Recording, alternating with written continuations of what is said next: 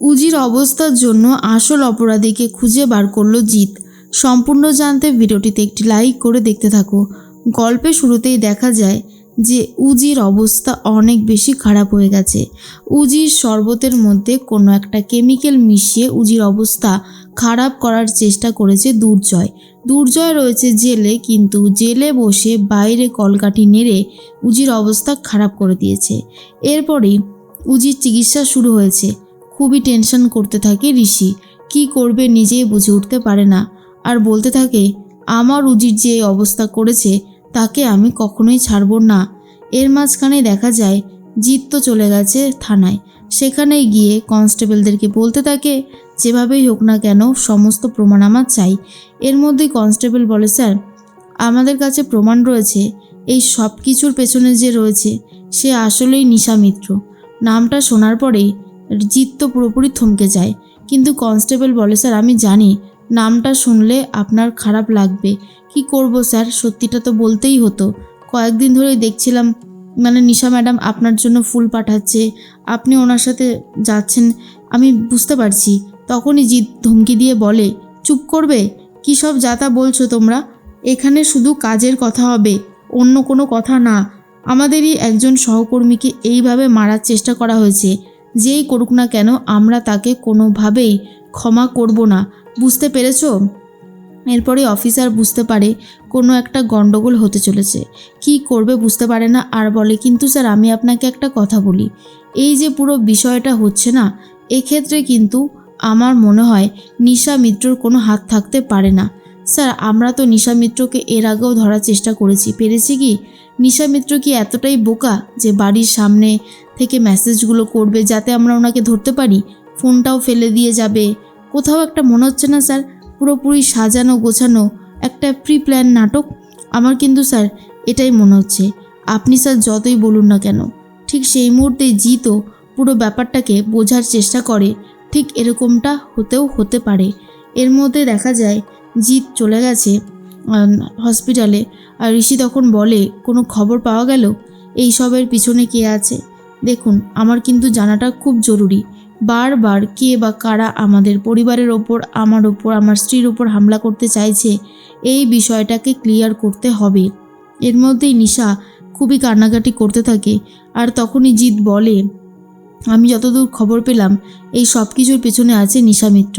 আর এটা শোনার পর নিশা বারবার করে বলে, খবরদার মিথ্যে কথা বলবেন না, আমি তো আপনাদের সাথেই ছিলাম। এই সব মিথ্যে কথা বলে আমাকে ফাঁসানোর চেষ্টা কি না করলেই নয়? আর ঠিক তখনই জিৎ বলে, আমার কাছে প্রমাণ আছে। এরপর ঋষি বলে, আপনি শেষ পর্যন্ত নিজের দিদি হয়ে বোনের এত বড় ক্ষতি করতে পারলেন কেন? কেন নিশাদি? ও কি ক্ষতি করেছিল আপনাকে সোজা পথে ফিরিয়ে আনতে চেয়েছিল, এটাই কি ছিল ওর সবথেকে বড় অপরাধ? এরপর নিশা বলে, আমাকে ভুল বোঝা হচ্ছে, আমি কোনোভাবেই উজিকে এই সমস্ত খাওয়াইনি। যেই উজি আমার প্রাণ, যাকে আমি এত ভালোবেসেছি, এত ভালোবাসা দিয়েছি, আমি তাকে মারতে চাইবো? ঋষি তখন বলে, কেন আপনি আমাদের বাড়িতে ওকে মারতে চাননি? মনে করে দেখুন সবটা। এরপর নিশা বলে, আমি তখনই কিন্তু উজিকে বারণ করেছিলাম ওটা খেতে, উজি ভুল করে খেয়ে নিয়েছিল, কিন্তু এক্ষেত্রে আমার কোনো রকমের কোনো হাত নেই। তখন জিৎ বসু বলে, আচ্ছা আমি বলি কি, আপনারা একটু দয়া করে শান্ত হন। নিজেদের মধ্যে ঝামেলা করে কোনো সলিউশন হবে না, বরং আমাদেরকে সলিউশন খুঁজে বার করতে হবে। যদি আমরা সলিউশন খুঁজে বার করতে পারি তবেই আমরা আসল অপরাধীকে খুঁজে বার করতে পারবো। এরপরে ডাক্তার চলে এসেছে বাইরে, আর তখনই উজির কথাই জিজ্ঞেস করে ঋষি। ডাক্তারবাবু বলে, দেখুন আপনার স্ত্রীর অবস্থা খুব একটা ভালো না।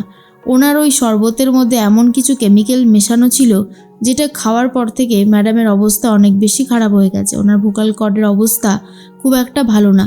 জানি না উনি আর কথা বলতে পারবেন কিনা, তবে এখন অনেকটাই বেশি বিশ্রামের প্রয়োজন আছে ওনার।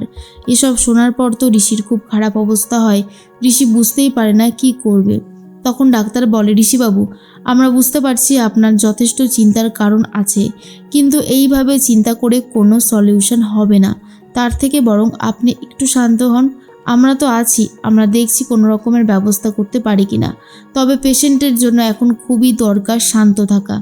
তখন জিৎ বসু বলে, দেখলেন তো ঋষিবাবু, এখন যেটা বলছে সেটা করুন, দয়া করে ছটপট করবেন না, আর প্রপার চিকিৎসাটা হতে দিন, আমার মনে হয় উজি সুস্থ হয়ে যাবে। এরপর নিশা বলে, আমিও দেখতে চাই কে আমার বোনকে এইভাবে মারার চেষ্টা করেছে। সে যেই হোক না কেন আমি তাকে ক্ষমা করব না। ঋষি বলে, নিজেই করেছেন আবার নিজেই নিজেকে বলছেন ক্ষমা করবেন না? আপনাকে আমাদের আর বিশ্বাস হয় না।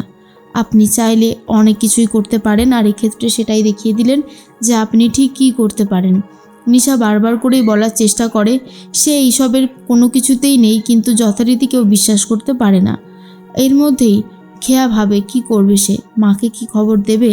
একবার যদি শোভাদেবী জানতে পারে তাহলে কতটা টেনশন করবে সেটা খেয়া খুব ভালো মতন জানতো, তাই আর কোনো বিষয়ে মুখ খোলে না। এর মধ্যেই জিৎ বলে, আমরা তো তদন্ত করছি, খুব তাড়াতাড়ি আসল অপরাধীর নাম জানতে পেরে যাব। এরপর ঋষি বুঝতে পারে না উজির সামনে গিয়ে কি বলবে। উজির জ্ঞান ফিরেছে আর উজি ডাকাডাকি করার চেষ্টা করে, কিন্তু যেহেতু গলার অবস্থা খারাপ তাই গলা থেকে সেভাবে আর স্বর বেরোতে পারে না। তবু উজি নিজের মতন লড়াই করে যাচ্ছে। আর এদিকে অফিসার জিৎ বসু ভাবে যে বা যারা এই কাজটা করেছে তাদেরকে উচিত শিক্ষা দিতেই হবে, তারা যেন কোনোভাবেই ছাড়া না পায়। একজন দায়িত্ববান এরকম কর্মীকে মারাটা জন্য যে কি শাস্তি হতে পারে সে এবার জানবে। তার মধ্যেই ঋষি বলে নিশাকে কোনোদিনও আর উজির মুখোমুখি হতে দেবে না, কিন্তু নিশা বলে ও আমার বোন, আমি অবশ্যই ওর সাথে মিট করব, ওর সাথে কথা বলবো, তুমি চাইলেও আটকাতে পারবে না। কিন্তু ঋষি বলে সেটা আর হবে না, যে নিজের বোনকে মারতে চায় তার সাথে আর আমি উজির দেখা করাবো না, কিছুতেই না। তখন নিশা ঋষিকে হুমকি দেয় আর বলে, তুমি যদি ভেবে দেখো আমাদের দুই বোনকে আলাদা করে দেবে তাহলে খুব ভুল করছো, আমাদেরকে আলাদা করার ক্ষমতা কারুর নেই, আর আমি আমার বোনের সাথে দেখা করবই, কথা বলবই, দেখি তুমি কি করে আটকাতে পারো। এইসবই বলে ঋষিকে থ্রেট দিতে থাকে নিশা।